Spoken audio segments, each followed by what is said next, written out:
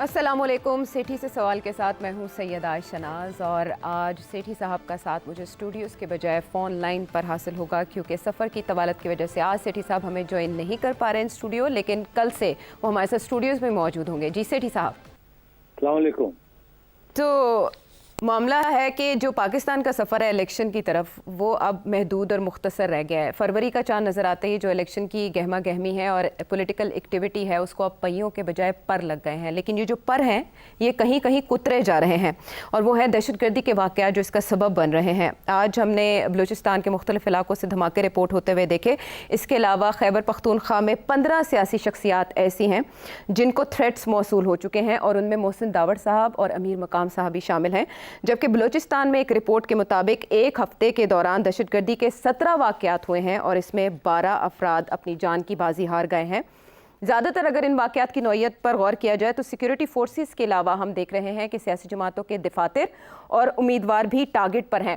KP और बलूचिस्तान की सूरत हाल को देखते हुए इलेक्शन कमीशन ने आज खुसूसी इजलास तलब किया, जिसके बाद एक बड़े फैसले की तवक्को की जा रही थी कि शायद इंतखाबात इन सूबों में मुलतवी हो जाएं, लेकिन इलेक्शन कमीशन ने मुकम्मल तौर पर इन खबरों को झुटला दिया है और ऐसी नौइयत की तमाम अफवाहों के हवाले से उनका ये कहना था कि खारिज अज़ इम्कान है कहीं भी इलेक्शन का अल्तवा।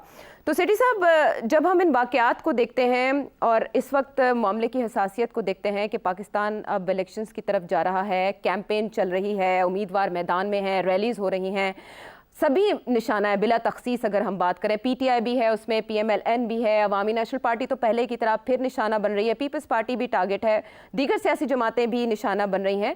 तो ये जो वाक़यात हैं अपनी डेप्थ में, क्या ये पुराना पैटर्न ही है या कुछ नया है अब की बार? ऐसे है कि पहले भी इलेक्शंस के दौरान या उससे कबल सियासी जमातों के को टारगेट किया जाता था, मगर पिछले 2-3 साल से तहरीक तालिबान पाकिस्तान का ये फैसला सुनाया गया कि वो सिर्फ सिक्योरिटी फोर्सेस को टारगेट करेंगे और वो सिविलियंस को टारगेट नहीं करेंगे। और ऐसे ही हुआ, TTP की तरफ से सिविलियंस के ऊपर कोई अटैक्स नहीं हो रहे। अलबत्ता एक नया खिलाड़ी गेम में कूद पड़ा है, वो है इस्लामिक स्टेट खोरासान या दाइश जिसे कहते हैं आप। दाइश का जो मकसद है वो बिल्कुल फर्क है फ्रॉम TTP। दाइश बिल्कुल इंतशार फैलाना चाहता है, अमेरिका को इन्वॉल्व करना चाहता है और कंफ्यूजन और केओस क्रिएट करना चाहता है, और उसके लिए टारगेट करना सियासी जमातों को कोई प्रॉब्लम ही नहीं है और उनकी पॉलिसी का हिस्सा है। तो इस वक्त जो अटैक्स हो रहे हैं, या जो सिविलियंस के ऊपर अटैक्स हो रहे हैं, वो तो या तो दाइश की तरफ से हो रहे हैं या फिर कुछ अपने जो आपस की लड़ाई झगड़े हैं कबायली इलाकों में, वहां से उनको वहां से भी हो रहे हैं। तो मगर मैं समझता हूँ ये जो पिछले 8-10 दिन में कुछ अटैक्स बढ़ गए हैं। मैंने पढ़ा है दाइश के मैनिफेस्टो और दाइश की जो वेबसाइट्स है कि ये वो करेंगे, इसलिए मुझे तो कोई खास सरप्राइज नहीं है कि ऐसे हो रहा है और आगे भी होगा।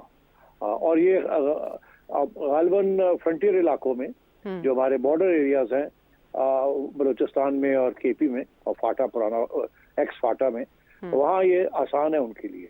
अब लाहौर कराची वगैरह धमकियां तो होती है, कोशिश उनकी जारी होती है कि यहाँ तक पहुंचे, मगर उनकी जो लॉजिस्टिक्स है वो इतनी अभी तक तकड़ी नहीं है, इसलिए एक आध चीज कर सकते हैं। थ्रेट्स बिल्कुल है, मगर मैं समझता हूँ कि वो कामयाब नहीं होंगे।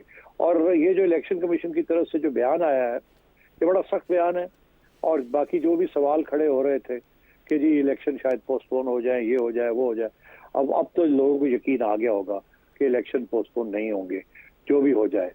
अच्छा, अब अर्जी है कि इक्का दुक्का अटैक्स के साथ इलेक्शन नहीं पोस्टपोन होते, तो इसलिए वो अगर अटैक्स भी जारी रहे तो कुछ नहीं होगा। अलबत्ता अगर कोई बहुत बड़ा सियासी लीडर और 2-3 बड़े सियासी लीडर हैं, अगर खुदा न खास्ता उनके ऊपर कोई अटैक कामयाब हो जाए तो फिर ऐन मुमकिन है, जैसे कि बेनजीर भुट्टो साहिबा के केस में हुआ कि 1-8 महीने के लिए या 2 महीने के लिए डिले हो जाए। और इसके अलावा मैं नहीं समझता कि कोई टेररिज्म की वजह से या लॉ एंड ऑर्डर की वजह से इलेक्शंस पोस्टपोन होंगे। ठीक है, यानी आप कह रहे हैं कि अब खारिज हैं, आने वाले दिनों में भी मोहतात रहना होगा और ये भी इत्तलात थी कि रिव्यू भी किया जा सकता है इस फैसले को अगर मज़ीद वाक़यात होते हैं, बट आप कह रहे हैं कि ऐसे चांसेस नहीं हैं। सिर साहब, ये ख़बरें भी गर्दिश कर रही हैं कि इंतखाबात दो मराहिल में भी मुनक्किद किए जा सकते हैं, जो मुतालबात मौलाना फजलुर रहमान के भी थे कि यहाँ सिक्योरिटी की सूरत हाल और सर्दी बर्फ़बारी भी हो रही है बहुत शदीद, क्लाइमेट चेंज की वजह से थोड़ी देर से हुई लेकिन शदीद बर्फ़बारी है। सारी चीज़ों को जहन में रखते हुए और सेनेट में पेश की जाने वाली करारदादों को भी जहन में रखते हुए आप समझते हैं कि अभी भी चांस है कहीं इल्तवा का दो सूबों में या पूरे मुल्क में? देखिए जो दो सूबे जो अहमियत रखते हैं वो तो हैं पंजाब और सिंध। अगर यहाँ इलेक्शन हो जाते हैं तो गवर्नमेंट बन सकती है, क्योंकि मेजॉरिटी अलायंस के साथ बन सकती है, जो भी पार्टी सबसे ज्यादा वोट्स ले जाए। अब बलूचिस्तान और केपी जो है वो उनकी अहमियत है अपनी जगह पे। केपी की ज्यादा अहमियत इसलिए है कि वहाँ पीपल्स पार्टी और नून लीग का सपोर्ट नहीं है ज्यादा, वहाँ पीटीआई का सपोर्ट है। और कोशिश ये जरूर की जा रही है कि किसी तरीके के साथ पीटीआई का सपोर्ट बेस को कम किया जाए, वहाँ इंडिपेंडेंट्स खड़े किए जाएं वगैरह वगैरह। और आपने देखा कि एक अलग पीटीआई पी पार्लियामेंटेरियंस भी बन गई है। और तो इसलिए ये मुमकिन है कि कोशिश की जाए किसी तरीके से वहाँ इलेक्शंस पोस्टपोन करने की, मगर मैं समझता हूँ कि नहीं, ये इलेक्शंस अब नेशनल लेवल पे हो ही जाएंगे, अनलेस एज आई सेड कोई बहुत मेजर इशू ना कोई खड़ा हो जाए, और अभी तक कोई मेजर इशू नजर नहीं आ रहा। लेकिन जो खदशा हो सकता है मुमकिन तौर पर जिसकी वजह से पहले भी डिले हुए, उसका जिक्र आपने कर दिया। आपने एक और पेशगोई की थी सिटी साहब, एक कैंपेन के हवाले से पाकिस्तान तहरीक इंसाफ की, पहले वो शामिल करते हैं। मैं समझता हूँ कि ये इतवार को कॉल दिया है इमरान खान साहब ने, तो क्या बाहर निकले हैं, डेमोन्स्ट्रेट वगैरह करें। मैं समझता हूँ इतना ख़ास नहीं होगा। लोग डरते हैं अभी भी, क्योंकि पहले आपने देखा लोगों को उठा के ले गए, तो अब भी उठा तो ये लोग उठे जा रहे हैं जैसे कहते हैं। तो मेरा ख्याल है वो जो अमीर लोग हैं वो तो कम ही बाहर निकलेंगे, मगर कुछ लोग निकलेंगे, ठीक है, थोड़ा बहुत होगा, पर पीसफुल रहेंगे। इधर पंजाब गवर्नमेंट ने वो सेक्शन 144 लगा दिया, तो वो तो जिसको चाहेंगे उठा के ले जाएंगे डब्बे में डाल के। तो क्या ये चाहेगी पीटीआई कि उनके इलेक्शन से पहले काफ़ी सारे वोटर जो हैं वो फिर जेल में 10 दिन के लिए जेल काटें जाके और बेलें लेने की कोशिश करें? तो मेरा ख्याल लोग केयरफुल रहेंगे। इस संडे को ख़ास मैं नहीं समझता कि कोई बड़ा डेमोन्स्ट्रेशंस होंगे या मिलिटेंट किस्म की एक्टिविटी होगी। सिट साहब, कमोबेश ऐसा ही हुआ, कहीं कहीं पुलिस से झड़पों की इतलात हैं और कुछ रिपोर्ट से भी बताती है, फुटेज में हमने देखा पुलिस वालों को पीटा गया पाकिस्तान तहरीक इंसाफ के कारकुनों की जानिब से, लेकिन ये पीसफुल ही रहा ओवरऑल। कहीं कहीं हमने देखा आगे आगे एक्टिविस्ट थे, पीछे पीछे पुलिस भागती रही, लेकिन उसके बाद कॉल ऑफ कर दिया गया, ख़त्म कर दिया गया। जो कैंपेन थी कुछ आवर्स की थी। अब सब लोग आपसे ये जानना चाहते हैं कि इलेक्शन वाले दिन क्या होगा? देखिए, बड़ा दिलचस्प सवाल है और जाहिर है, क्योंकि इमरान खान साहब ने कहा है कि अभी एक और सरप्राइज उनके पास है, और वो कह रहे हैं कि वो सरप्राइज मैं इलेक्शन वाले दिन दूंगा। अब वो क्या सरप्राइज है ये तो खान साहब ही जानते हैं। कुछ लोग स्पेकुलेट कर रहे हैं कि शायद वो कॉल ऑफ कर दें और कहे कि अब बॉयकॉट कर रहे हैं इलेक्शन। कुछ लोग कहें कि कुछ और कोई ना कोई बात कर दे खान साहब। मुझे नहीं पता खान साहब के जहन में क्या है। अलबत्ता ये मुझे पता है कि आज तक जिस पार्टी ने बॉयकॉट किया इलेक्शन उसको नुकसान ही हुआ है, कभी भी फायदा नहीं हुआ। और तो इसलिए ये एक तारीख का एक सबक है। तो हो सकता है कि खान साहब को इसका ना पता हो, अगर नहीं पता तो बहुत से लोग होंगे वहाँ उनको सबक सिखाने वाले। बॉयकॉट से कुछ नहीं मिलता। दूसरी बात यह है कि आपने देखा कि इस वक्त इलेक्शन की फेयरनेस और अनफेयरनेस के ऊपर बड़े तबसरे हो रहे हैं, और वो तबसरे पाकिस्तान के अंदर तो यही हो रहे हैं कि जी लेवल प्लेइंग फील्ड नहीं है, पीटीआई को धमकी दी हुई है, पीटीआई को खुला रास्ता नहीं मिल रहा, वगैरह वगैरह वगैरह। और इंटरनेशनली भी जो पाकिस्तानी लिख रहे हैं इंटरनेशनल मीडिया के अंदर, वो भी यही कहानी बता रहे हैं कि पीटीआई के ऊपर दबाव है और लेवल प्लेइंग फील्ड नहीं मिल रही है। मगर आपने गौर किया होगा कि कोई ज्यादा इंटरनेशनल मीडिया में फ्रॉम देयर ओन साइड कोई ज्यादा चर्चा नहीं है कि इलेक्शन रिग होने जा रही है, या खान को लेवल प्लेइंग फील्ड नहीं मिल रही, या खान की हिमायत के अंदर कोई बयानबाजी हो रही हो। मैं पढ़ के सोच के थक गया हूँ। मुझे नजर कहीं नहीं आता कि खान के लिए कोई हिमायत की कार्रवाई हो रही हो, या from the international community. Pakistani तो कर रहे हैं जो बाहर हैं, वो तो दिन रात भाग दौड़ कर रहे हैं। मगर मुझे ये इलेक्शन के बारे में, या ये इलेक्शन सही नहीं होगी, इसके ऊपर कोई तबसरे नजर नहीं आ रहे खास। यहाँ तक के यूनाइटेड स्टेट्स गवर्नमेंट के जो स्पोक्समैन है व्हाइट हाउस के, जी उनसे बहुत से सवाल किए जाते हैं हर दफा कि जी पाकिस्तान में तो इलेक्शन फ्री एंड फेयर नहीं हो रही, आप क्या कहना चाहेंगे। तो वो आगे से बड़ा डिप्लोमेटिक सा जवाब देते हैं। वो कहते हैं देखिए ये हमारा मामला नहीं है, ये अदालतों का मामला है और हम अदालतों के साथ खड़े हैं, जो भी अदालत फैसला करेगी वो सही है, हम इस पे कोई तबसरा नहीं करना चाहते क्योंकि हर सियासी जमात का अपना मौकफ होता है, तो हम इस झंझट में नहीं पड़ना चाहते।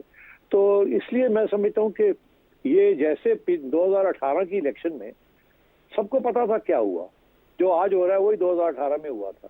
अलबत्ता जैसे मैं कहता हूँ कि वो जूता जो है वो दूसरे पाँव पे है, पहले किसी को पड़ रहा था, अब किसी को पड़ रहा है। तो अब बात यह है कि इसलिए पाकिस्तान में जो दिलचस्पी है दुनिया की वो यही है कि इस मुल्क में स्टेबिलिटी होनी चाहिए। अब ज्यादा वो ह्यूमन राइट्स ऑर्गेनाइजेशन थोड़ी बहुत बात करती हैं कि जी डेमोक्रेसी हो और ये हो और वो हो, रूल ऑफ लॉ हो, मगर अब सबको पता है कि अब सुप्रीम कोर्ट जिस हद तक इंडिपेंडेंट हो सकता है उस हद तक इंडिपेंडेंट है। और अगर वो कुछ ऐसे फैसले कर रहा है जो कंट्रोवर्शियल है तो ज्यादा लोग उस पर तबसरा नहीं करना चाह रहे, वो छोड़ रहे हैं कि ये पाकिस्तान का मसला है, पाकिस्तानी खुद हल करें। ठीक है। तो इसलिए इसके ऊपर कोई खास रिएक्शन इंटरनेशनल मीडिया से नहीं आएगा। अलबत्ता वो जो लोग इंटरनेशनल ऑब्जर्वर्स आए हुए हैं वो अपनी रिपोर्टें लिखेंगे, वो कब नहीं लिखते, हमेशा वो लिखते हैं और कहते हैं ये हुआ ये हुआ ये हुआ ये हुआ। आपको पता है उन्होंने तो बेनजीर भुट्टो साहबा की असैसिनेशन के ऊपर भी लंबी चौड़ी रिपोर्ट लिखती थी कि जी उनका खदशा ये है, उनका शक ही है, मगर क्या हुआ, तो रिपोर्ट छपी और कुछ उसके ऊपर तबसरा भी नहीं हो पाया। और तो ये चीजें रह जाती हैं। अब होना ये है कि इलेक्शन अगर हो जाए, जैसे भी इलेक्शन हो, तो उसको कबूल कर लिया जाता है। ठीक है, लेकिन जो लॉबिंग फर्म बताया जाता है पीटीआई की जानिब से हायर की गई है अमेरिका में अपने हक में राय हमवार करने के लिए, उनके असरात अभी तक नहीं पहुंचे अमेरिकी हुकूमत या उसके मौक़िफ़ तक? मैं समझता हूँ अमेरिकी हुकूमत की तरफ से कोई अपना पॉलिसी चेंज नहीं आएगी। अलबत्ता इक्का दुक्का कांग्रेसमैन है जिनकी पाकिस्तानी कंस्टिट्यूंसीज के साथ राब्ता है और जो कि उनके असर में आ जाते हैं और वो स्टेटमेंट्स इशू कर देते हैं। तो ये ऐन मुमकिन है कि एक तो अमेरिकन कांग्रेसमैन या सेनेटर्स की तरफ से कोई बयानबाजी हो जाए, मगर मैं समझता हूँ उसकी कोई अहमियत नहीं होगी। ठीक है, और अहमियत जिसकी होगी वो है हमारी कोर कमांडर्स कॉन्फ्रेंस का एलामिया। सेठी साहब, आपने अभी प्लान सी का जिक्र किया पीटीआई के, या बानी पीटीआई इरादा रखते हैं कि 8 फरवरी को वो कोई सरप्राइज़ दे सकते हैं, और जितने भी मार्केट में कयास आ रही हैं उनमें से जो ज़्यादा ताकतवर इम्प्रेशन है वो ये कि 8 फरवरी को कोई 9 मई दोहराया जा सकता है। आपने अगरचे ये तबसरे में कहा कि लोग डरे हुए हैं उस वाक़े के बाद, उसके बाद जो भी कार्रवाइयाँ हुई, लेकिन कोर कमांडर्स कॉन्फ्रेंस का जो एलामिया है उसमें एक तो ये कि वो मुआवनत करेंगे इलेक्शन कमिशन की और इंतखाबी अमल की आइन के दायरे में रहते हुए, और दूसरा ये कि आज़ादाना और मुनसिफाना इंतखाबात का अमल किसी को सबोताज नहीं करने देंगे। Is there a message between the lines? Between the lines नहीं, खुली मैसेज है। खुली मैसेज दो तरीके से है आयशा। एक तो ये है कि आपको पता है कि अदालतों ने सिविलियन की ट्रायल मिलिट्री कोर्ट्स में इजाजत दे दी है, तो ये तो एक बहुत बड़ी धमकी है। और अभी कोई 100 से ज्यादा 150 से ज्यादा लोगों सिविलियंस को वो मिलिट्री ट्रायल्स होंगी उनकी। और दूसरी चीज ये है कि ये क्लियर कट मैसेज है कि अगर उस दिन किसी ने कोई गड़बड़ करने की कोशिश की तो उसको या पहले उठा के ले जाएंगे या उसके दौरान उठा के ले जाएंगे। मुझे यकीन है इस बात का कि अगर कोई गड़बड़ हुई किसी किस्म की तो बड़ी सख्त तरीके से कचल दी जाएगी।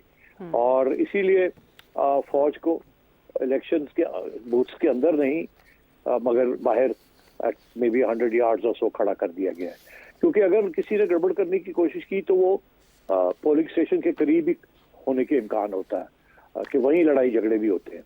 और कभी कभी ये कोशिश की जाती है कि लड़ाई की जाए, किसी के साथ झगड़ा किया जाए ताकि कोई इंतशार हो, कोई लड़ाई झगड़े हो, गोली चले और उसके साथ इलेक्शन की क्रेडिबिलिटी के ऊपर असर पड़े। तो इसलिए मैं समझता हूँ कि फौज को बड़े स्ट्रिक्ट इंस्ट्रक्शंस हैं, पुलिस को बड़े स्ट्रिक्ट इंस्ट्रक्शंस होंगे कि अगर कोई जहाँ वो सूंघे भी कोई गड़बड़ है तो लोगों को उठा ले और ले जाए। और मैं ये भी कहूँ कि मेरी इन्फॉर्मेशन के मुताबिक वो कुछ लोग जो कि 9 मई के बाद नहीं पकड़े गए थे और छुप गए थे या मुल्क से बाहर चले गए थे, उनको अभी भी ढूंढ रहे हैं लोग। एस्टेब्लिशमेंट की जो एजेंसियां हैं उनको ढूंढ रही है और लिस्टें बनी हुई हैं। और तो ये ऐन मुमकिन है कि कि अगर इलेक्शन के रोज भी लोग उठाए जाए। ठीक है, तो एक और पेशन गोई आ गई आपकी। और जब हम बात करते हैं इलेक्शन के अमल की, तो जो चीज़ उस दिन फ़र्क डाल सकती है बहुत ज़्यादा, वो है यूथ वोटर। सिट साहब, आपकी बार जो यूथ वोटर है वो टोटल वोट्स का 44% है, और 6 करोड़ से ज़ायद 6 करोड़ 68 लाख के करीब जो है वो नौजवान वोटर है जो आपकी बार राय देगा। अच्छा, ये तादाद इतनी सिग्निफिकेंट है कि इसको लेकर सर्वेज हो रहे हैं मार्केट में। और एक जो ताज़ा सर्वे आया है वो वॉइस ऑफ अमेरिका का साइंटिफिक बेसिस पर है, इप्सोस की तरफ से कंडक्ट किया गया है, और एज ग्रुप इसमें 18 से 34 साल के दरमियान है। 2000 से ज़ायद अफराद का ये सैंपल है, और ये पूरे मुल्क से किया गया ये सर्वे, और 3 से 12 जनवरी के दौरान ये राय ली गई है। इसमें मार्जिन ऑफ एरर भी 2% है, लेकिन जो इसके अच्छे अहम फीचर्स हैं, जो काबिल गौर चीज़ें हैं, वो मैं पहले आपके सामने मेंशन करूंगी और उसके बाद मैं सवाल आपसे पूछूंगी। एक तो ये कि तासुर, आपने कहा इंटरनेशनली तो फ्री एंड फेयर इलेक्शन के बारे में ऐसे नहीं लग रहा कि किसी के सर पे कोई फ़र्क पड़ रहा है या इंटरनेशनली कोई इसको बहुत सीरियस ले रहा है जो यहाँ बातें हो रही हैं। लेकिन इस सर्वे में जब ये सवाल किया गया कि इंतखाबात आज़ादाना और मुनसिफाना होंगे, तो 65% ने ये कहा कि हाँ जी आज़ादाना होंगे, और फिर इंतखाबात पर कोई इदारा असरअंदाज हो सकता है 68% कह रहे हैं नहीं, हालांकि आम ख्याल इसके बरक्स है। फिर ये कि कोई मुल्क इलेक्शन पर असरअंदाज हो सकता है, जिसमें अमेरिका ज़ाहिर है सब ज़्यादातर यही सोचते हैं कि वही यहाँ मुदाखलत करते हैं, तो 27% ओनली उनके ख्याल में अमेरिका मुदाखलत कर सकता है इलेक्शंस के अमल में। अच्छा, नौजवान इदारों पर कितना एतमाद करते हैं, तो 74% फ़ौज पर एतमाद करते हैं, और 58% ऐसे हैं जो कि सुप्रीम कोर्ट पर एतमाद करते हैं। जब इदारों की हमने नंबर किया कि पहले नंबर पे कौन, दूसरे नंबर पे कौन, तो इस फहरिस्त में टॉप पे फ़ौज है। अच्छा, अगर वोटर से पूछें, नौजवान वोटर से, कि आप किससे वोट देंगे, तो वो ये कहते हैं कि 78% ये कह रहे हैं कि 2018 में जिसको वोट दिया था हम उसी को वोट देने जा रहे हैं। 70% यूथ वोटर वोट देने का इरादा भी रखते हैं, यानी टर्नआउट भी कम नहीं रह सकता। इसके अलावा कौन से इश्यूज़ उनकी नज़र में अहम हैं, तो 81% के मुताबिक बढ़ती हुई महंगाई, इन्फ्लेशन। और अगर हम फॉरेन पॉलिसी की बात करें तो 69% भारत के साथ बेहतर ताल्लुकात के ख्वाहिशमंद हैं। और जब बात होती है ट्रस्ट की, कि आर्मी पर, फ़ौज पर नौजवान कितना एतमाद करते हैं, तो 53% मुकम्मल एतमाद करते हैं। और अगर चारों सूबों का जायज़ा लिया जाए कि चारों सूबों में सबसे ज़्यादा एतमाद किस सूबे में है, तो बलूचिस्तान के नौजवान सबसे ज़्यादा फ़ौज पर एतमाद करते हैं, जबकि पंजाब के नौजवान सबसे कम एतमाद करते हैं 51%। मुझे आपसे ये जानना है सेठी साहब कि ये जो रिज़ल्ट्स हैं ये तो उस आम तासुर जो कि सोशल मीडिया और नेशनल मीडिया पर पाया जाता है उससे मुख्तलिफ है, ऐसा क्यों? आप सही कह रहे हैं, मुझे भी यकीन नहीं आ रहा इनके कुछ फाइंडिंग्स में। अब मेरा जो सवाल है वो मुझे उसका जवाब नहीं मिला कि सवाल क्या पूछा गया था, क्योंकि देखिए बड़ा डिपेंड करता है कि सवाल किस किस्म का हो। अगर आप पूछते हैं उनको कि सिक्योरिटी के लिए फौज पर एतमाद है, तो मैं समझता हूँ कि 100% लोग कहेंगे या 90% या 80% कि हाँ जी सिक्योरिटी, बॉर्डर सिक्योरिटी के ऊपर पूरा एतमाद है। अगर आप उनसे ये पूछेंगे कि जी सियासी जो इंटरवेंशन होती हैं फौज की, आप उसको अप्रूव करते हैं या नहीं करते, तो मेरा ख्याल है उसका रिजल्ट फर्क निकलेगा। मगर ये बात इस तरीके से सवाल पूछे नहीं जाते, सवाल गोल तरीके से पूछे जाते हैं और उसका रिजल्ट जो है वो जब कंपाइल करने लगते हैं तो इस किस्म का बायस आ जाता है। मैं अभी भी कह रहा हूँ, मुझे यकीन नहीं आ रहा 2-3 इसमें जो फाइंडिंग्स हैं कि जी फ्री एंड फेयर इलेक्शंस की फाइंडिंग, अगर हाँ फ्री एंड फेयर होंगे ऐसी क्या बात है, मेजॉरिटी ये कहती है, ये मुझे यकीन नहीं आ रहा। दूसरी बात पे जो मुझे यकीन नहीं आ रहा कि फौज की इस वक्त इतनी स्टैंडिंग हाई है, वहाँ ये तो ऐसे लगता है कि जो सैंपल है या तो वो ऐसी जगह पे किया गया जहाँ नून का वोट बहुत स्ट्रांग है और वहाँ उन्होंने मतलब 2000 लोग उन्होंने सैम्पलिंग की है और वो भी टेलीफोन के ऊपर सैम्पलिंग की है। तो अब डिपेंड करता है सवाल क्या किया गया है। इसलिए मैं भी खुद हैरान हूँ कि ये किस तरीके से ये बना है। इसकी देखना पड़ेगा कि सवाल कैसे बनाया गया था, इसकी बैकग्राउंड देखनी पड़ेगी। और इन्होंने 7 या 8 मेरा ख्याल है लोकेशंस पे टारगेट किया है, हर प्रोविंस के अंदर एक। अब वो देखना ये है कि अब अगर पंजाब में ये पूछते हैं तो पंजाब में इस वक्त ज्यादातर लोग जो है वो नून लीग के सपोर्टर्स हो चुके हैं। केपी में अगर पूछते हैं तो वहाँ पीटीआई के सपोर्टर्स ज्यादा हैं। कराची में अगर पूछते हैं तो वहाँ पीपीपी के सपोर्टर्स ज्यादा है। तो ये डिपेंड करता है आप किस पार्टी के साथ आपका ताल्लुक है और उस पार्टी का बंदा उसी किस्म का जवाब देगा। जाहिर है कि पीपीपी, पीएमएलएन, जेयूआई और बाकी सारी जमातें एक्सक्लूडिंग पीटीआई सारे यही कहेंगे जी फ्री एंड फेयर हो रहे हैं और पूरा एतमाद है फौज पे वगैरह वगैरह वगैरह। मगर जो पीटीआई के लोग हैं वो कभी भी नहीं मानेंगे इस बात को। तो इसलिए ये हो सकता है कि इस वक्त जो वोटिंग पैटर्न है वो शिफ्ट हो रहा है away from PTI towards PMLN and PPP, जो कि हमें बाकी पोल्स भी बता रहे हैं कि अब लोग जो हैं वो पीटीआई से हट के पीपल्स पार्टी या नून लीग की तरफ जा रहे हैं और या इंडिपेंडेंट्स की तरफ जा रहे हैं।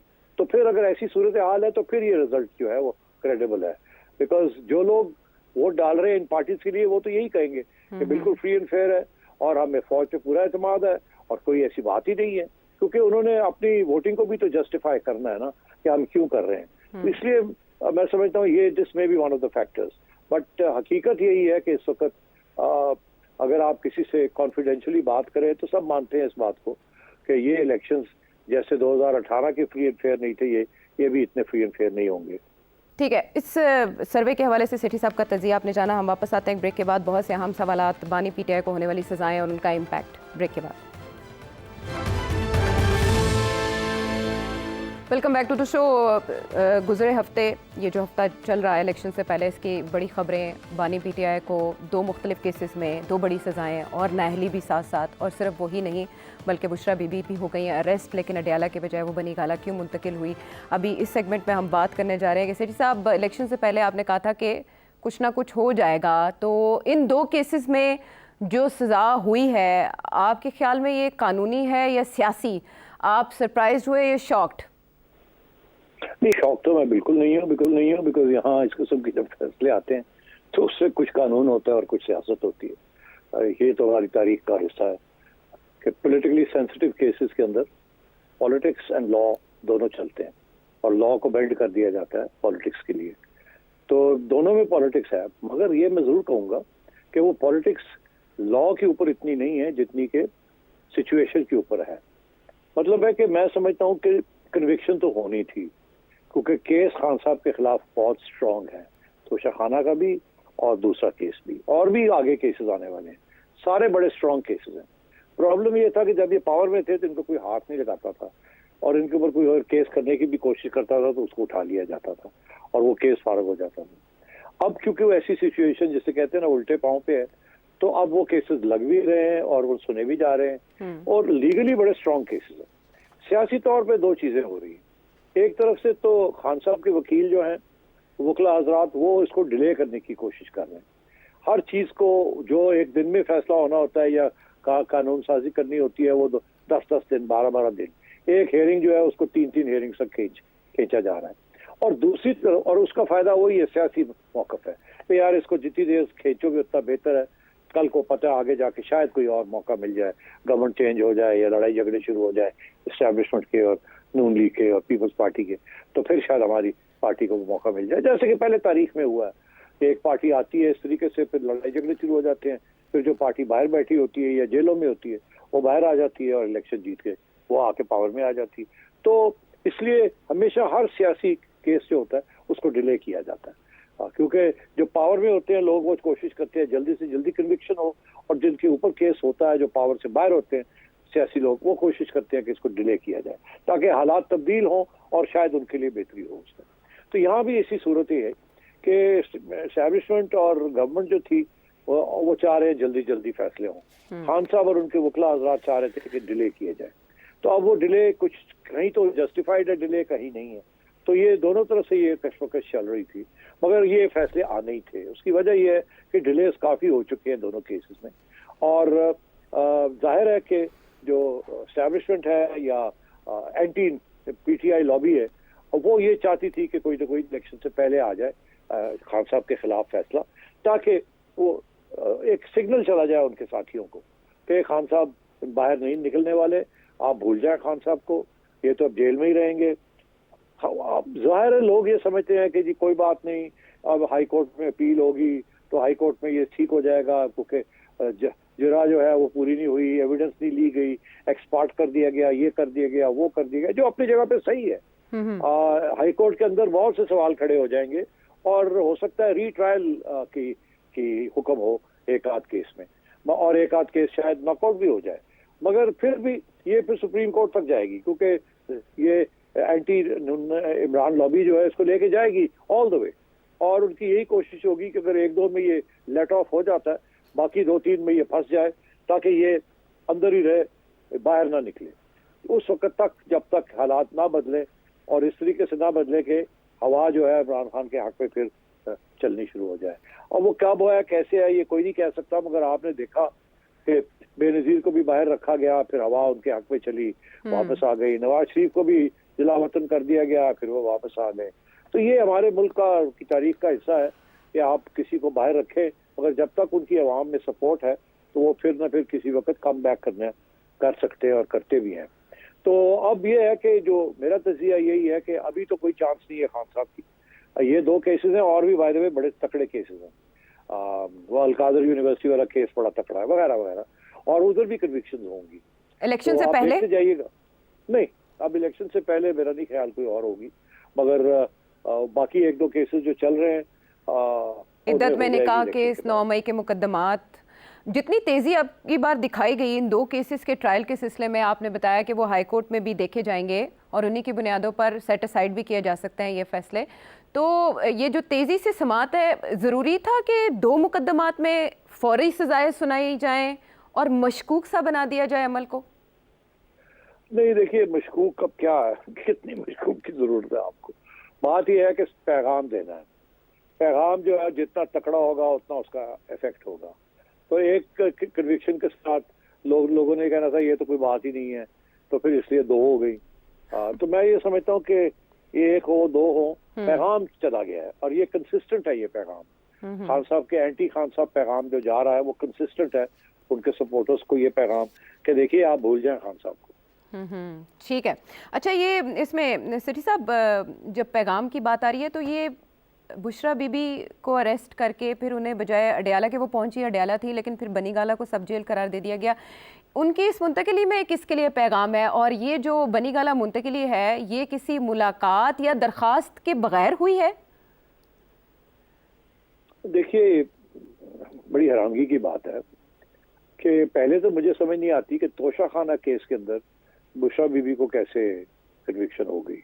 तोशा खाना तो प्राइम मिनिस्टर के खिलाफ है, गिफ्ट तो उन्होंने लिए हैं, और अगर उनकी एहलिया ने भी कोई गिफ्ट ली है तो वो तो खान साहब का जिम्मेदारी थी कि वो तोशा खाना के अंदर डिक्लेयर करते, और जो खरीदो फरोख्त भी हुई है वो भी खान साहब ने की है। तो नाम तो उनका है, तो केस तो खान साहब के खिलाफ बनता है। मुझे नहीं समझ आई बुशरा बीबी के खिलाफ कैसे केस बन गया।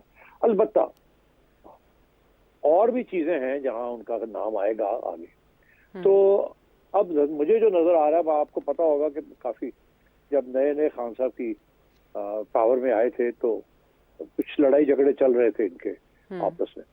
तो उस वक्त मैंने कुछ जिक्र कर दिया कहीं, तो खान साहब बड़े नाराज हो गए और मेरे ऊपर एक केस कर दिया उन्होंने। हालांकि मैंने नाम वाम भी नहीं लिया था, मैंने तो सिर्फ ये कहा था कि शायद कुछ गड़बड़ हो रही है बनीगाला में। खान साहब ने समझ आ गई कि उनकी बात हो रही है या उनका ख्याल था कि उनकी बात हो रही है, तो उन्होंने मेरे ऊपर केस कर दिया। मगर बात यह है कि सबको हैरानगी इस बात की थी कि ये जोड़ी बनी कैसे। खान साहब का जो सारा रवैया है, ग्लोबल आउटलुक है, पैदाइश है, सब जो है, हर एक चीज जो है बिल्कुल फर्क है बुशरा बीबी की लाइफ के साथ। तो कैसे इनका इकट्ठ हुआ, कैसे ये इन्होंने फिर निभाने की कोशिश की, बहुत सी कहानियां हैं। तो मुझे नहीं लगता था ये स्टेबल मैरिज है, और मुझे ऐसे ही लगता था कि किसी न किसी स्टेज पे ये डिवोर्स हो जाएगी। अगर बड़ी बात है कि अभी तक इकट्ठे थे आखिरी वक्त में भी, क्योंकि जब मसले आते हैं तो वो उसी वक्त जब तकलीफ होती है तो रिलेशनशिप जो है ना वो खराब होनी शुरू हो जाती है, और मुख्तलिफ राय होनी शुरू हो जाती है कि तुमने ऐसे किया, तुमने ऐसे किया, तुम्हें मैंने कहा था ये मत करना, तुमने किया, ये तुम्हारी वजह से ये हुआ, वगैरह वगैरह। तो अब ये बढ़ेगा, ये कम नहीं होगा ये सिलसिला, क्योंकि अब उनको दूर कर दिया, दोनों को अलग कर दिया। पहले तो बुशरा बीबी को इजाजत थी उनको मिलने की, अब वो भी मुश्किल हो गया। अगर एक ही जेल में रहते तो फिर भी इम्कान था कि इनकी वहां मुलाकात हो जाए, या इलीगली या इलीगली और या कम्युनिकेशन हो जाए पर्ची के जरिए या पैगाम के जरिए एक ही जेल में होने से। और यहाँ ये है कि अब मुश्किल हो जाएगा खान साहब को कि बनी गाला तक पहुंचना, तो इसलिए उनको बनी गाला रखा। मगर बनी गाला में क्यों रखा? अगर उनको किसी और जेल में भी तो रख सकते थे, क्यों नहीं रखा और जेल में? और अगर उनको थोड़ी सी हैसियत की वजह से कुछ उनको फैसिलिटी देनी थी तो उनको किसी रेस्ट हाउस में भी रखा जा सकता था। मगर बनी गाला जैसे महल में अपने घर में, अब मैं आपको बताऊं जो तारीख हमें क्या बताती है, फिर आप खुद सोच लीजिएगा कि क्या है और क्या नहीं है। ठीक है। तारीख ये कहती है कि जब सियासतदानों को या उनकी अहलियों को गेस्ट हाउसेज में या रेस्ट हाउसेज में या उनके घर में जला वतन किया जाता है, सब जेल डिक्लेयर कर दी जाती है, जी। तो उससे सिग्नल ये होता है कि इसकी खास सीरियस नौयत नहीं है, ये कोई खास बड़ी बात नहीं है, ये सियासी फैसला है, किसी वक्त भी ये बाहर आ सकते हैं। अच्छा। और जब उनको जेलों में रखा जाता है और वहाँ कंडीशन सख्ती होती है तो उसका और पैगाम होता है। तो मैं ये समझता हूँ कि बुशरा बीबी को जो यहाँ रखा गया है, इससे मतलब ये है कि बातचीत चल रही है, और बातचीत क्या चल रही है वो मुझे नहीं पता, अभी तक पता चल जाएगा जब बात चलेगी आगे। मगर इतनी बात क्लियर है कि उनको एक सहूलत दी गई है, और वो इसीलिए दी गई है ताकि उनका ज़हन जो है उसको तब्दील किया जाए और उनसे कुछ मालूमात हासिल की जाए और उनको तैयार किया जाए कि वो किसी न किसी स्टेज पे ऐसी गवाही दें जिसके साथ खान साहब को और भी नुकसान हो। आप तो सारी बात ही कर गए, आपने तो मेरे सारे सवालों के जवाब एक साथ दे दिया। असल में आपकी जो तज्जिया है वो ये तो उसको इस बात से भी मिलती है कि हम देखते हैं पाकिस्तान तहरीक इंसाफ की दीगर मुतहरिक ख़वातीन रहनुमा जो है, यास्मीन राशिद साहिबा हो गई, सनम जावेद हो गई, आलिया हमज़ा हो गई, दीगर भी बहुत से नाम हैं इस लिस्ट में, वो सभी आम जेलों में कैद रही। यहाँ तक कि बानी पीटीआई आम जेल में है और अब कुछ थ्रेट्स भी ऐसे मौसूल हुए हैं, मुबैना तौर पर कॉल्स मौसूल हुई हैं जिसमें अडयाला जेल को उड़ाने की धमकी दी गई है, लेकिन बानी पीटीआई अभी भी वहाँ है। बुशरा बीबी जो है वो बनी गाला मुंतकिल कर दी गई हैं। तो इसमें अक्लमंदों के लिए बहुत से इशारे हैं, सारे इशारे सेठी साहब ने समझा दिए। वापस आते हैं ब्रेक के बाद। Welcome back to the show. और अब इस सेगमेंट में आपके सवाल हम शामिल करेंगे। बहुत इंटरेस्टिंग सवालात हमें मौसूल होते हैं जिससे ये अंदाज़ा होता है कि सेठी साहब को फॉलो करने वालों का सियासी शऊर भी बहुत आला है। सबसे पहला सवाल इस्लामाबाद से मुनज़्ज़ा यास्मीन साहिबा ने किया है। क्या पूछ रही हैं वो? आप जरा इस बात पे रोशनी डालें कि पीटीआई की गवर्नमेंट के लिए जिम्मेदार ठहराते हैं बाजवा साहब को और फैज हमीद को। उसमें एक कैरेक्टर जरदारी साहब का भी था। वो अगर उस टाइम पे शहबाज शरीफ को वोट देने के लिए राजी हो जाते तो उस टाइम पे गवर्नमेंट बनती ही नहीं पीटीआई की। और मुझे तो हमेशा से ऐसा लगता है कि जरदारी साहब जो है वो एस्टैब्लिशमेंट की ही साइड से खेलते हैं, और अभी भी मुझे ऐसा लगता है कि ये पीटीआई के जो आज़ाद उम्मीदवार हैं ये जरदारी साहब ले जाएंगे और पीएमएलएन जो है ना वो देखती ही रह जाएगी। ये आपने सवाल सुना। वो पूछ रही है कि पिंगे जो हैं वो अगर मुस्लिम लीग नून डाल रही है तो झूले जो हैं वो जरदारी साहब ना ले जाए। क्या कहेंगे आप जरदारी साहब की सियासत के बारे में सेठी साहब? देखिए, मैं तो हमेशा बड़ी इज्जत करता हूँ जरदारी साहब की। उसकी वजह यह है कि सियासत में तो बहुत आगे है सबसे वो, क्योंकि और उनको एक बात का एहसास है जो कि शुरू में मोहतरमा को नहीं था, मगर उसके बाद मोहतरमा को भी उस बात का एहसास हो गया। वो ये है कि एस्टैब्लिशमेंट के साथ बना के रखनी है। जब मोहतरमा भुट्टो 1988 में पहली दफ़ा प्राइम मिनिस्टर बनी तो उन्होंने एस्टैब्लिशमेंट के साथ झगड़े ले लिए। उनका ख्याल था कि मैं पॉपुलर लीडर हूँ, अवाम मेरे साथ है, ये एस्टैब्लिशमेंट क्या होती है मैं करूँगी। आहिस्ता आहिस्ता एस्टैब्लिशमेंट ने उनकी छुट्टी करा दी और नवाज शरीफ साहब को खड़ा कर दिया उनके खिलाफ और साजिश करके उनको छुट्टी करा दी। और उसके बाद मोहतरमा को समझ आई कि यार ये क्या हुआ मेरे साथ। नवाज शरीफ साहब आए, उनका ख्याल था कि एस्टैब्लिशमेंट मेरे साथ है तो मैं जो चाहूँगा मैं कर लूँ, मगर इस शौक में या ख्वाब में उन्होंने भी झगड़े शुरू कर दिए कि नहीं ये मेरा हक है और ये मेरा हक नहीं है। उनकी भी छुट्टी हो गई। फिर उन्हें थोड़ी बहुत समझ आई, पूरी समझ नहीं आई। मोहतरमा इन द मीनवाइल वापस आई तो उन्हें पता था कि अब मैंने एस्टैब्लिशमेंट के साथ झगड़ा नहीं करना। उन्होंने कोई झगड़ा प्राइम एस्टैब्लिशमेंट के साथ नहीं किया। उनका झगड़ा फारूक लगारी प्रेसिडेंट के साथ हो गया और फिर फारूक लगारी ने उनकी छुट्टी करा दी, बिकॉज उस वक्त 58(2) भी आइन के अंदर हिस्सा था। प्रेसिडेंट प्राइम मिनिस्टर की छुट्टी करा सकता था, गवर्नमेंट खत्म कर सकता था। और फिर उस वक्त के सुप्रीम कोर्ट में जस्टिस सजाद अली शाह ने प्रेसिडेंट का साथ दिया और मोहतरमा बाहर आ गई। मगर मोहतरमा ने एस्टैब्लिशमेंट के साथ झगड़ा नहीं किया। उसके बाद नवाज शरीफ साहब आए, उन्होंने फिर झगड़े शुरू कर दिए और मुशर्रफ के साथ झगड़ा कर दिया, तो छुट्टी हो गई। लोग ये कहते थे कि मोहतरमा तो सीख गई है, और मोहतरमा के साथ जरदारी साहब जिन्होंने 8 साल जेल काटी और उनको पता है एस्टैब्लिशमेंट का पावर क्या है, और क्योंकि वो एक माइनॉरिटी प्रोविंस से आते हैं उन्हें और भी ज्यादा एहसास है इस बात का, क्योंकि उन्हें पता है कि एमक्यूएम को किसने बनाया और किसने वहां रखा, और उन्हें पता है उसके साथ क्या नुकसान हुआ पीपल्स पार्टी को, और कराची उनके हाथ से निकल गई। तो इसलिए वो एस्टैब्लिशमेंट का पावर जो है ना उसको बहुत अच्छी तरह पहचानते हैं, और उनका यही फैसला है कि जो भी करेंगे हम एस्टैब्लिशमेंट के खिलाफ नहीं जाएंगे।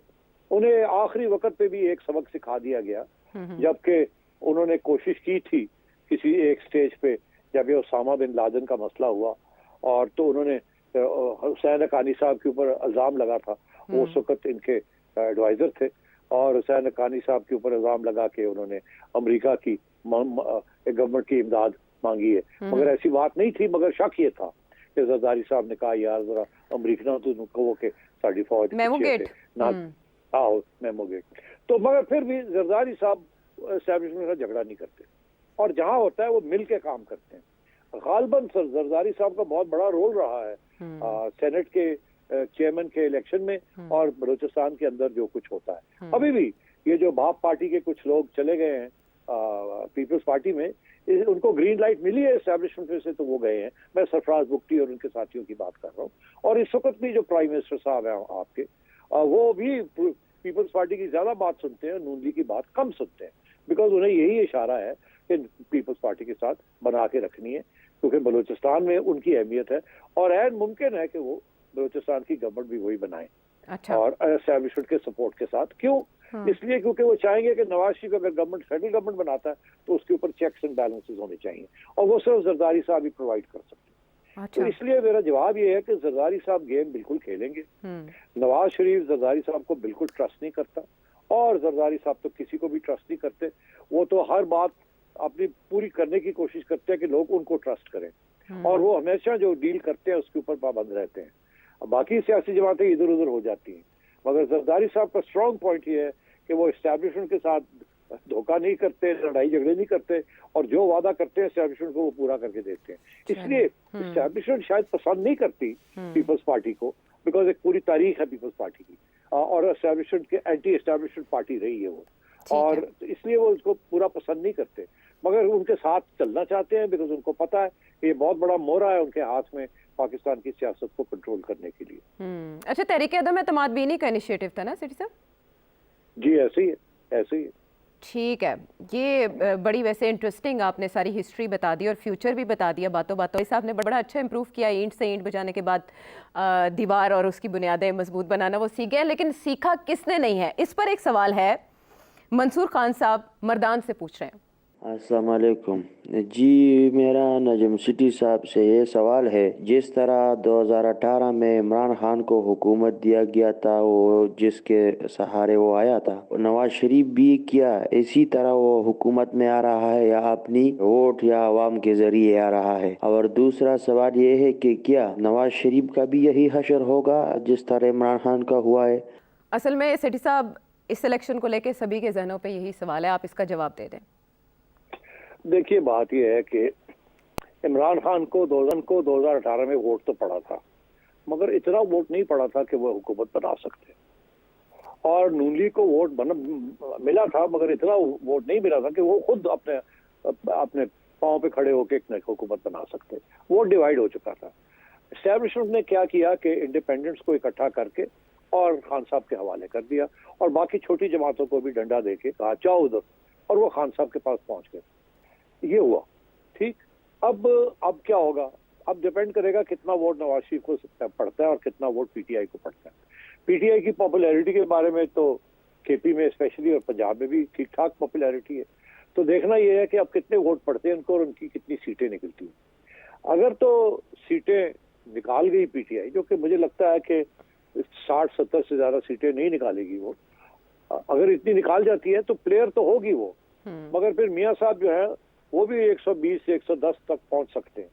अगर ऐसी सूरत हाल होती है तो मियाँ साहब को फिर शायद जरदारी साहब की जरूरत ना पड़े, और अगर जरदारी साहब की जरूरत पड़ गई और जरदारी साहब भी ले गए 50-60 सीटें, तो फिर बड़ी कॉम्प्लिकेशंस हो जाएगी। तो इसलिए इस वक्त ये कहना कि कौन अकेले अपने पाँव पे खड़े होकर हुकूमत बनाएगा या नहीं बनाएगा जरा मुश्किल है। ये नंबर्स गेम है।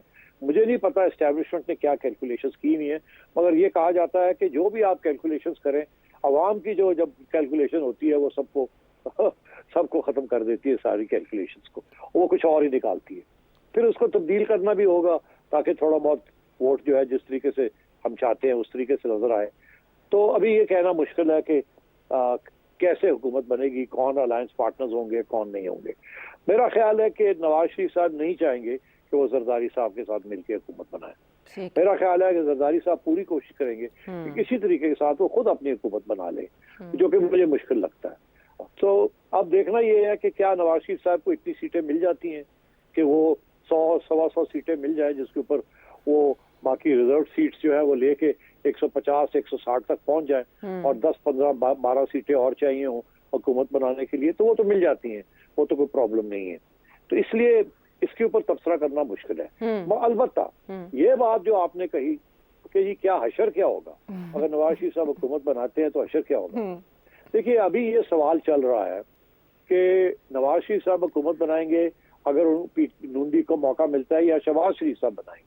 मैं समझता हूँ कि ख्वाहिश तो यही है नवाज शरीफ साहब की कि वो हुकूमत बनाए, मगर ये बहुत चीजें डिपेंड करती हैं कि वोट कितने पड़ते हैं और किस किस्म की कोalition बनानी पड़ती है। अगर तो एक लंबी चौड़ी कोalition बनानी पड़ेगी जैसे पीडीएम बनी थी, फिर तो मैं नहीं समझता नवाज शरीफ साहब प्राइम मिनिस्टर बनना चाहेंगे, क्योंकि वो बेसिकली कोalition गवर्नमेंट को नहीं चलाना चाहते और ना ही समझते हैं कि उससे कोई काम होता है, बदनामी ही होती है, क्योंकि हर बंदा खींच रहा होता है किसी एक तरफ कोई दूसरी तरफ, और उससे करप्शन के बड़े इम्कानात होते हैं, क्योंकि हर बंदा कहता है पार्टी वाला मुझे ये दे, मुझे ये दे, मुझे दे, तो सारा दिन आप कॉम्प्रोमाइज करते रहते हैं। मियां साहब का ये तबीयत नहीं है। वो कहते हैं खुली छुट्टी मिले मैं काम करके दिखाऊं, नहीं करूंगा तो नहीं आऊंगा, मगर उनको काम करने की इजाजत नहीं मिलती। 2 साल करते हैं, 3 साल करते हैं, और कोई ना कोई इशू बन जाता है, उनको बाहर निकाल देते हैं। अभी तक बेचारों ने 5 साल नहीं काटे, अगर 5 साल मिल जाते तो पता नहीं क्या कर देते, मगर उनको हर तीसरे चौथे साल उनको फारग कर देते हैं। अब आप देखें न शहबाज शरीफ साहब ने एक पीडीएम गवर्नमेंट तो चलाई है, बड़ी अनपॉपुलर गवर्नमेंट थी, इससे कोई शक नहीं है, क्योंकि जो इक़दामात किए उन्होंने स्पेशली IMF के ऑर्डर के ऊपर, वो मुश्किल से और बड़ी बदनामी हुई इस हुकूमत की, खुसूसन नून लीग की, मगर उन्होंने कोalition को बरकरार रखा, क्योंकि कोalition को सपोर्ट भी थी एस्टेब्लिशमेंट की। तो अब ये है कि उस किस्म की सिचुएशन भी हो सकती है। अगर वो सिचुएशन होती है तो फिर मेरा नहीं ख्याल गवर्नमेंट निकाली जाएगी, गवर्नमेंट चलेगी, क्योंकि वो गवर्नमेंट फिर मिलजुल के ही चलेगी और पीछे एस्टेब्लिशमेंट खड़ी होगी। इसको चलाना है हमने, और हमने डिलीवरी देनी है, जो बातें की है, और सख्त फैसले करने हैं। ठीक है। अगर ऐसी सूरत हाल हुई तो चलेगा।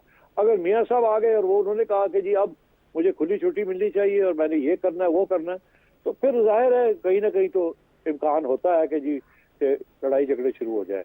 मगर हम उम्मीद यही है कि मियां साहब भी सबक सीख गए होंगे कि लड़ाई झगड़े के साथ सिर्फ उनका ही नुकसान होता है और किसी का नहीं होता।